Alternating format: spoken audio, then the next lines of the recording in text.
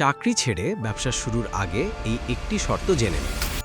বসের বকা শুনে বিরক্ত হয়ে ভাবছেন কালই চাকরি ছেড়ে দিয়ে নিজের ব্যবসা শুরু করবেন, নিজের বস নিজে হবেন? একটু দাঁড়ান। ইমোশনাল হয়ে চাকরি ছাড়ার আগে একটি খুব সাধারণ ফাইন্যান্সিয়াল অঙ্ক মিলিয়ে নিন। আপনার আগামী 6 মাস চলার মতো টাকা কি ব্যাংকে সেভ করা আছে? যদি না থাকে, তবে হিরো সেজে চাকরি ছাড়বেন না, রাস্তায় বসতে হবে। ব্যবসার প্রথম দিন থেকেই পকেটে হু হু করে টাকা আসা শুরু হয় না। একটি ব্যবসা দাঁড় করাতে, ক্লায়েন্ট বানাতে এবং প্রফিট দেখতে মাসের পর মাস, এমনকি বছরও লেগে যেতে পারে।